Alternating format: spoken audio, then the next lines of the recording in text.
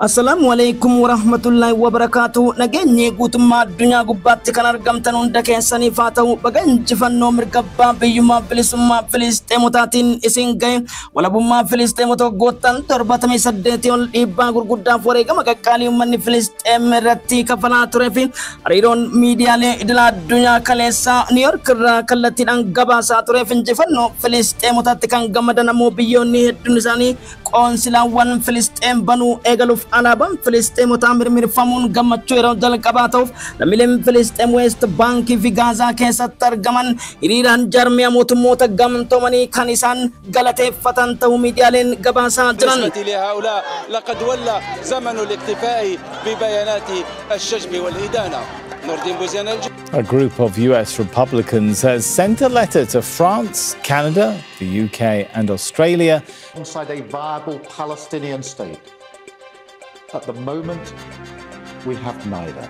Now breaking news, Australia and Canada have just announced that they are recognising a Palestinian state. Canada's Prime Minister Mark Carney says Israel is working methodically to prevent the prospect of a Palestinian state. And British Prime Minister Keir Starmer is also set to.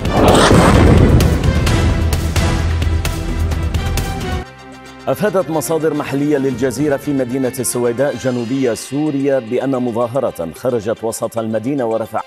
ننوه مشاهدينا إلى ما قاله الجيش الإسرائيلي. رصدنا إطلاق صاروخين من غزة باتجاه. لدي رسالة واضحة لأولئك القادة الذين يعترفون بالدولة الفلسطينية بعد المجزرة الرهيبة في 7 من أكتوبر. The choices we face are not part of an ideological debate. They are a matter of life and death for millions. Would like to thank France and the Kingdom of Saudi Arabia for convening this very crucial conference. This is a moment of great significance, not only for the people of Palestine, not only for the people of Israel, but for all people who cherish and to act in solidarity with its people. O conflito entre Israel e Palestina é aceitável. O Brasil foi enfático ao condenar. Let's go back to Marwan Bashar, Al Jazeera senior political analyst who is still with us in Paris. Marwan. The best comparison that I can think of. Alellan Gaza keessatti raawwatamu saffisaan akka dhaabbatu jechuun biyyoonni gamtaa G7 akkasumas gamtaa Awurooppaa fi jarmiyaa mootummoota gamtoomanii Israa'elitti qajeelfama kennan. Pireezidaantii Emmanuel Macron haleellaa kana yookaan hin dhaabne taate dubbii biraatu dhalata jechuun wal qabsiise. Lammiileen hedduun gara walakkeessa jabaliyaatti deebi'aa jiraachuu miidiyaaleen gabaasan Al Jazeera irraa gabaasa qabna. Ministeerri damee alaa Raashiyaa Sergey Lavrov Raashiyaan Iraan keessatti buufata nikileeriif gabbisaa dhaabuu murteessuuf hojii eegalte jechuun ifatti beeksisanii jiran. Erga jarmiyaa mootummoota gamtoomanii dhiibbaa qoqqobbii Iraan irraa kaasuu irratti dheengaddainumaa qoqqobbii sana jabeessee wal qabatee manni marii Koree 70 paarlamaa Riippaabilikii Islaamaa Iraan atoomii gabbisaaf nikileerii ni hidhanna jechuun mirkaneessuu isaanii wal qabate. Hariiroon dippiloomaasii Raashiyaa fi Iraan cimuu mallattoo walan agarsiisan keessaa buufanni nikileerii jajjaboon Iraan keessatti akka ijaaraman ministeerri damee alaa fi dubbiimaan Dimitri Peskov har'a beeksisuun jarmiyaa mootummoota gamtoomaniif Ameerikaa ilkaan ciniinnachiise. Yaa'ii jarmiyaa mootummoota gamtoomanii Niiyork taa'aa jiru akka addunyaan agartuutti furguuqa misaa'ila balastikii Kooram Shaahir jedhamu kan Ameerikaan qaxxaamuraan rukutuu danda'amuuf yeroo jalqabaatiif harki rukutameef Iraan yaalta Timil Koften lammiileen Iraan kutaa kibba biyyatti jiran dukkanaa fi calaqqeewwan qaqawweessa fakkaatuun dhidhimaniitiin misaa'ilichi galma silaa barbaadamuuf rukute jedhamaa jira. Humni eegdota warraaqsaa Riippaabilikii Islaamaa IRGC misaa'ila kanaan dhaadachuun isaa immoo yaaddoo baha gidduu galeessaa ni garmaamsas jedhamaa jira. Ansaaronni Yamanii haleellawwan diroonotaa fi misaa'ila Zulfiqaariin Falastiin lammaffaan ganama kana ammas magaalota Israa'el haleellaa kaleessa xiiqii erga Filisxeem biyya taate lammiilee 106 jeeftee wal qabateet deebii kenna jedha Associated Press. Biyyoonni bebbeekamoon gurguddoon akka Belgium, Bulgaria, Norway, Sweden fi kanneen akka Poland, Denmark hundi isaaniitu tokkummaa deebisanii Gaazaa ijaaruutti walii galuun himame jira.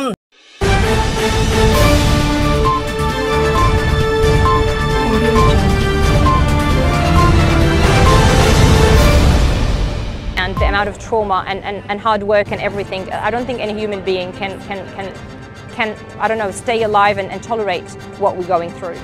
Now, breaking news, Australia and Canada have just announced that they are recognising a Palestinian state. Canada's Prime Minister. So today, to revive the hope of peace and a two-state solution, division. Some have used it to stoke hatred and fear, but that solves nothing. We welcome today the United Kingdom's formal recognition of the State of Palestine.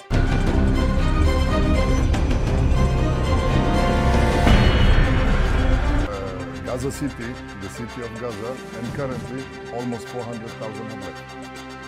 And today I gave an instruction in a discussion. رمزية أو فعلية لإدانة إسرائيل.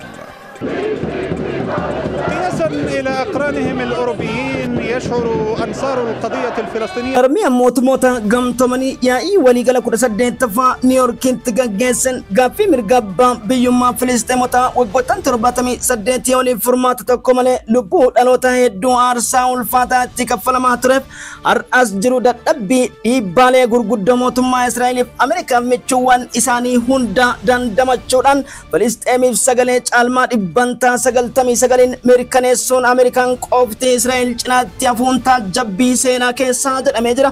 Hawaasni guutummaa addunyaatti argamus gammachuu isaa iichisaan Filisxeem uummanni qulqulluun miskiinni sun baga biyya ta'e jechuun ugguramtoonni Israa'el saffisaan akka gadi dhiifamaniif haleellaan walakkeessa Gaazaa fi kutaawwan weerara West Bank akka dhaabbatus dhiibbaan dippiloomaasii akka taasifamu Pireezidaant Tiraamp gaafatus dubbiin Maark Roobiyoon ministeerri damee alaa gadiin bahantaa jabbii biraatis hordofsiise.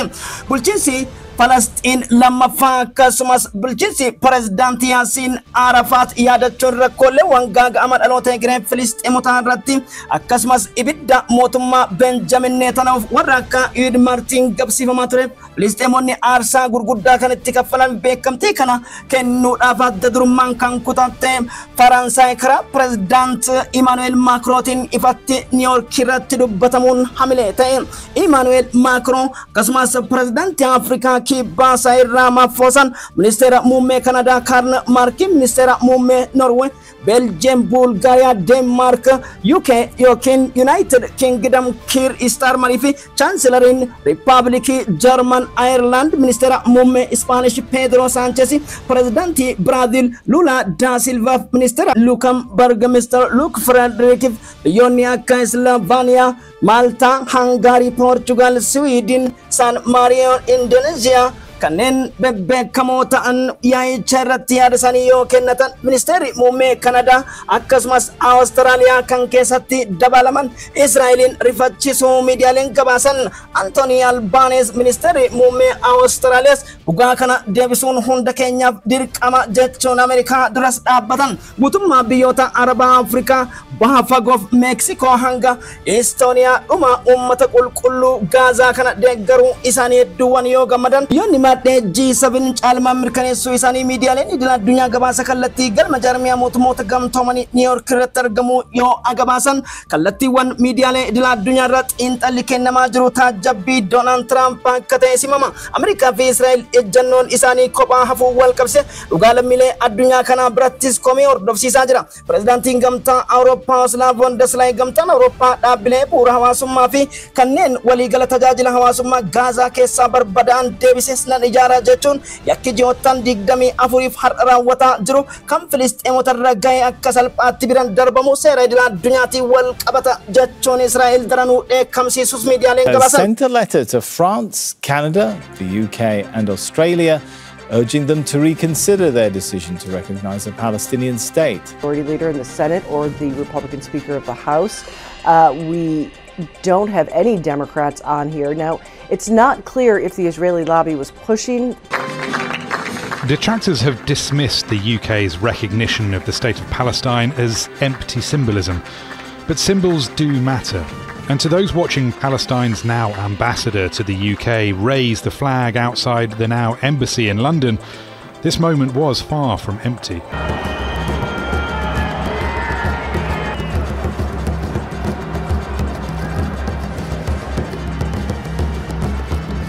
Flying the flag, The mayor of the town of Saint-Denis, north of Paris, marks France's recognition of the state of Palestine at the town hall. There is support for France's recognition, and there is solidarity with the tragedy experienced by the people of Gaza.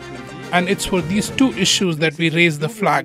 Inaan har'aa hojjetame kunis tokkummaa biyyootaaf beekamtii Filisxeemii kennan kana hojittis ni hiikama jedhaniiti jiru. Alaabaan uummata Falastiin imbaasiiwwan akka Faransaayi, Paaris keessatti, UK, London, Norway, Indonesia, Jakarta, Beijing, China, Brazil kanneen akka Belgium, Brussels keessattis kan fannifame ta'uun biyyoonni Awurooppaa hedduun hiriiraan finiinsuun kan jarmiyaa mootummoota gamtoomaniif biyyoota deeggartii miidiyaalee idila addunyaa dursa taasifachuu keessa Firaansii fi UK akkasumas Afrikaa kibbaan galateeffatamu Aljazeera, Al-Arabii TV, Hindustan Times, BBC, CNN, CTN, Reuters wiihoon gabaasaniitiin jiran. Mootummoota gamtoomanii Antoonii Guutarees guyyaan kun salphaatti akkaan dhufaniif akkasiin gahin bal'inaan ibsa kan kennaniif waltajjii UN 18ffaa New York kanas ministeerri damee alaa Saudi Arabiyaa abbaa waltajjii yookiin pirezidaantii yeroo kan ta'an Faisal bin Abdurrahmanis gamtaan biyyoota liigii Arabaa biyyoonni Arabaas Falastiin deebisanii ijaaruuf waan barbaachisaa ta'e akka godhaniif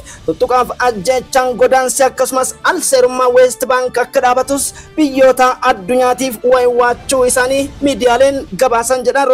To peace between the Israelis and Palestinians, this is why I declare that today France recognizes the state of Palestine. Without two states, there will be no peace in the Middle East, and radicalism will spread around the world. Excellence. The conference must mark a turning point. It must pave the way for irreversible progress to put an end to the illegal occupation and to make good on our significant new recognition of Palestine as a sovereign state is unprecedented, however symbolic. Israel has responded with anger and defiance amid continued impunity in Gaza. Well, Al Jazeera's diplomatic editor James Bays is at the United Nations. He's been speaking to Antonio Costa, the president of the European Union Council. Well, it's a historic day for Palestine at the UN General Assembly as it gets underway with at least half a dozen countries set. إسرائيل قصفت مبنى سكنيا في حي النصر بمدينة غزة أثناء النزوح القسري.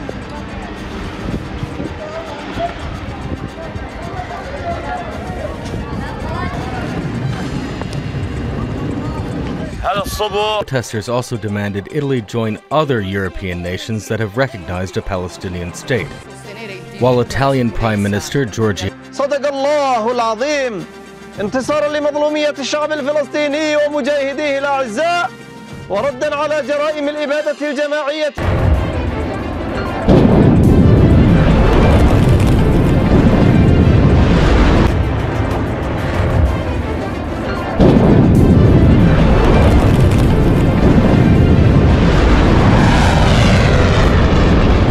وقد حققت العملية هدفها بنجاح بفضل الله وتسببت في هروب الملايين من قطعان الصهاينة الغاصبين إلى الملاجئ وإغلاق المجال الجوي في فلسطين المحتلة ونفذ أنصار اليمني هللوان درونوتا في ميسائيل زولفيقار فلسطين لما فانغنا مكان أمس مقالوتا إسرائيل هللا كنيست إيكي إرغا فلسطين بيتاتي لميلي إبتو كوف جاجفتي والقبتت ديبي كنت جراسون شتر بريس كنان قندالا حوتي يمنوتا عبد الملك بدر الدين علوتي فلسطيني أمتنا غاياتي مالي أمتا دوغوغا كبنين ساتلا لمني متي كناف هم فلسطين مترا دوغوغا عبدانيتي ميسائيلوني كينيا Telabibis ta'e bulchiinsa neetaan hurraa hin dhaabbatan galoon galaanaa faana takkas dooniin tarkaanfatu hin jiru jechuun dhaadannoo isaa hojmaatatti hojii jiru kilaastar boombii yookiin boombii duuchaa balleessii kanaaf Reuters akka jedhutti waraana guyyoota 12 Iraan Israa'el gidduutti taasifameen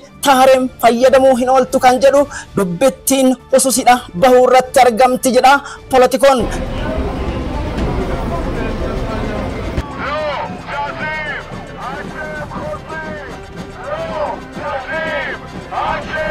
This was the final part of a process called Snapback, which was laid out in the Iran nuclear deal, though accused the US of double standards. Iran was bombed by Israel. Yes, we will have a different meeting with our country. And is he prepared to make new concessions?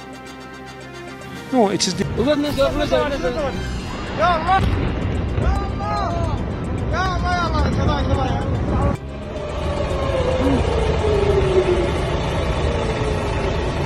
Akkuma yaaddoo abbaa dabaree ta'uu dandeenya Tarkiyyee Masrii fi Iraan gamtaa uumuun shaakala waraanaa eegaluus danda'an jedhamee jira.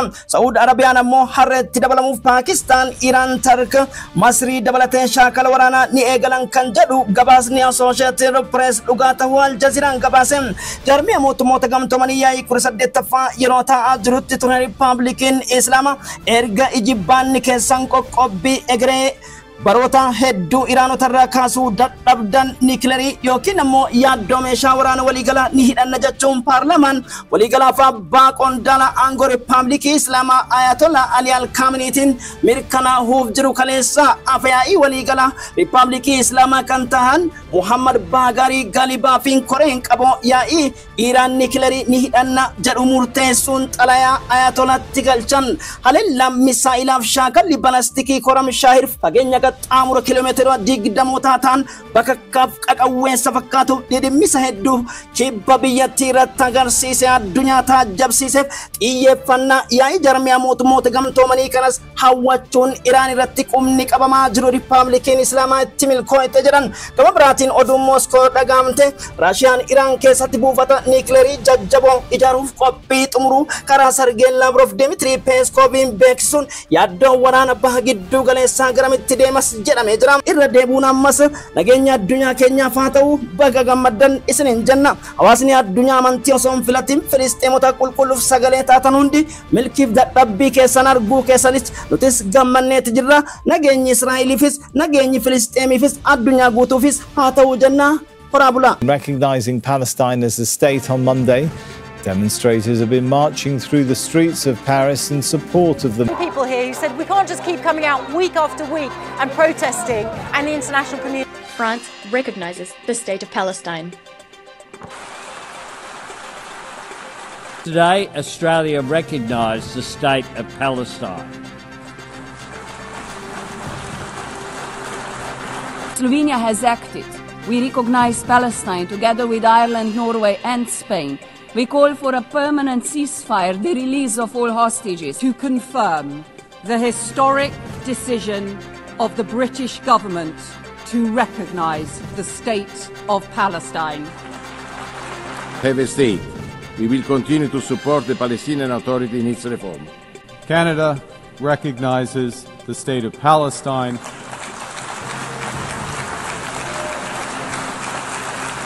To confirm our official recognition of Palestinian statehood. As of today, Luxembourg formally recognizes the state of Palestine.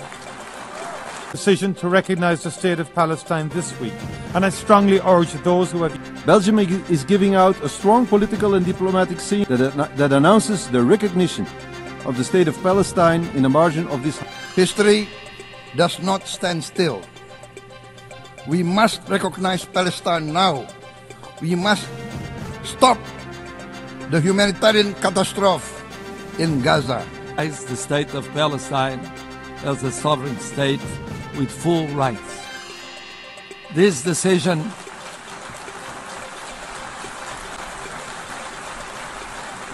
We salute the countries that recognize Palestine. نجدد شكرنا للدول التي اعترفت أو أعلنت عزمها الاعتراف بالدولة الفلسطينية، وندعو بقية الدول إلى اتخاذ هذه الخطوة التاريخية.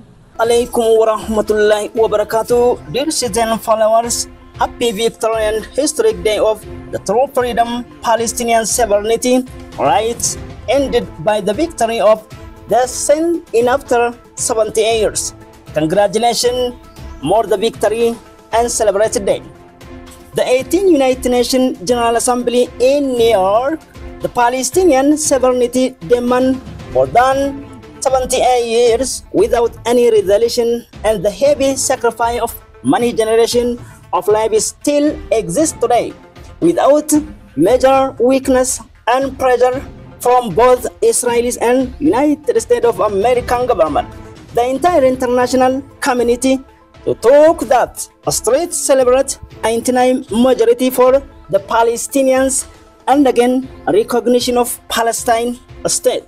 remembering the administration of President Yassin Arafat and devastating problems of the future generation of Palestine, as well as the pressure and war crime by Benjamin Netanyahu's Israeli government, condemnation of the Palestine threats openly acknowledged by French President Emmanuel Macron, South African President Cyril Ramaphosa, Canadian Prime Minister Mark Carney, and again so many worldwide countries, Belgium, Bulgaria, Denmark, UK, again German Chancellery, Ireland, Spanish Prime Minister also, to detain that the war crimes to stop must today, says Pedro Sanchez.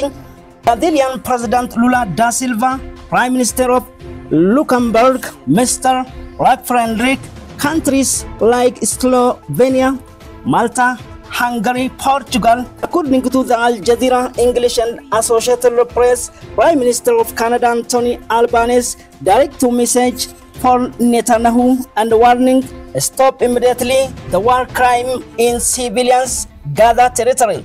All Arab countries, African, the Far East, West, and Caribbean countries, Mexico, Estonia, the threat of the holy people support of Gaza.